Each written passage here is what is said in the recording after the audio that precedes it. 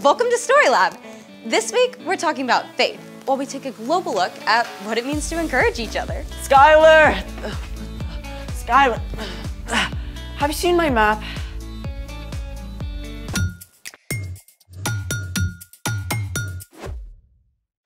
Hey, I'm Skylar. And I'm Sebastian. We're talking about faith. Which is trusting what you can't see because what you can see. I know something awesome that you can see. What's that?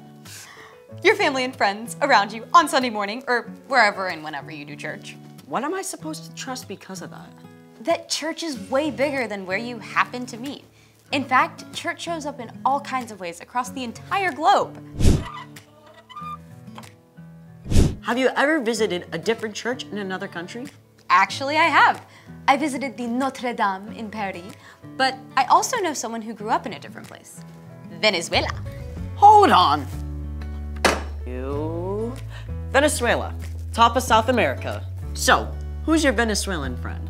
His name is Italo, and we get to talk to him right now. Way cool. Hi, Italo. Thanks so much for talking with us. Hey guys, thank you for having me. So, you've been part of or visited churches in a lot of different places, right? Yeah, that's right. Well, first I grew up in Venezuela, where I served on the kids and student side. That church group, for nearly 5,000 people while I was there. Then I moved to Costa Rica to work there with a smaller church. And then I have been thankful to be on training with other different churches in Mexico, Puerto Rico, Panama too. Hold it, let's see all of those on a map. Wow, what were some of these different churches like? Well, in Costa Rica I did a missionary training and I visited churches in the jungle to help with the construction there. Then some of them, they were really remote, like they didn't have running water, electricity at all time. It was different. Wow, that's really hard. Yeah, it's a little bit hard for them, but even the people in the villages, they don't have anything, they're really joyful. They see them to worship God is like nothing I have seen in other place. The people there were completely committed to loving God and to serve others. What are some of the ways you've seen God work in the churches you visited? Yeah, one thing I love is that a lot of these churches really value the personal relationship. When you're going to these churches, even if they are small or bigger, the people know your name. Like you feel when you go to a church, you are part of like a family. And after church, the people just hang out, they share a meal. It's not just come here, sit down, and that's it. So it's just great. So great. What are some of the ways you've seen Jesus followers encourage each other? Well, one church I worked with in Puerto Rico was growing super fast, but they didn't have a building. So another church said to them, hey, we're not using our building in the afternoon, so come and just use it for free. Like just have your church in our church. That's awesome. Yeah, and in Costa Rica, the church I was working with, they had a partnership with this place called the Hope Center. And they were they are, because they still are there in a really bad area of the city. And some people of the church were challenging each other to help there. And now they give meals every day for more than 300 kids. And that's a lot. That's for some of those kids, that's the only meal they even have in that entire day. Is there a way you personally experienced encouragement from the church? Yeah, for sure. Like, for example, this one family opened up their home for me to stay with them for almost 5 months. They even gave me a chance, to just come to the United States, stay with them, like no charge. They fed me, they gave me a room for myself. They didn't ask for anything. They just want to make me be part of their family. That's so cool.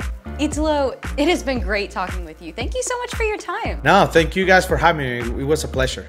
See ya. Bye. I love hearing these stories. It makes me want to travel and see what God's doing all over the world.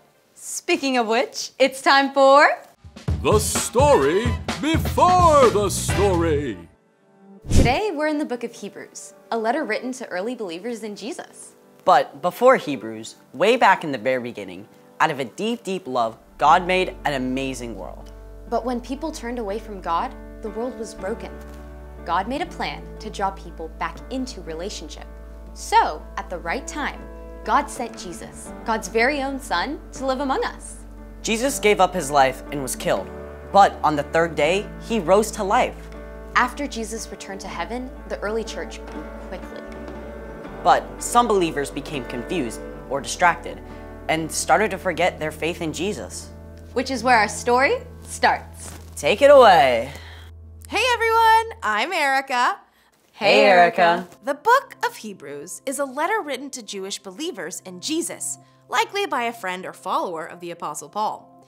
The writer wants to remind these believers that Jesus is more important than anyone or anything else, ever. He challenges them to hold on to their faith in Jesus and to encourage others in the church to do the same. Chapter 10 says this: Let us hold firmly to the hope we claim to have. The God who promised is faithful. Our hope is in Jesus, who made a way for us to live forever with God. But like the Hebrew believers, it is so easy to get distracted from that hope. We hear constant messages telling us that hope is found in buying more stuff, in doing more activities, in zoning out from our problems. So in the midst of all this, how do we stay focused on our true hope? Hebrews continues. Let us consider how we can stir up one another to love. Let us help one another to do good works. One way to hold on to our hope in Jesus is by acting on it. We can encourage each other to show God's love to the world around us. Rather than just telling our friends to do good things, we can encourage them by living it out ourselves. So what do love and good works look like? One way to put love into action is to put others first, whether it's first in line or letting your friend choose the game you play together. Another way to show God's love is by sharing what you have. It could be sharing your lunch, choosing to give away some of your toys, volunteering your time to help someone out. And you can definitely encourage others with your words.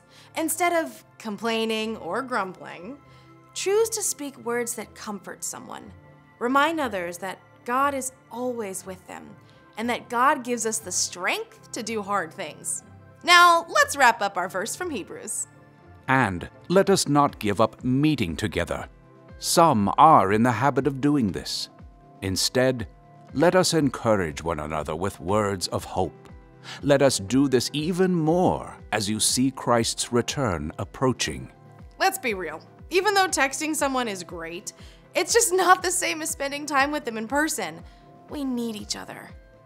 One way to meet together is at church. It doesn't matter whether your church meets in a building or a storefront or even outside. It's the people who matter. Maybe it's been a long week and it would be easier to skip church altogether. You can tell your grown-ups you'd really like a chance to hang out with your friends at church.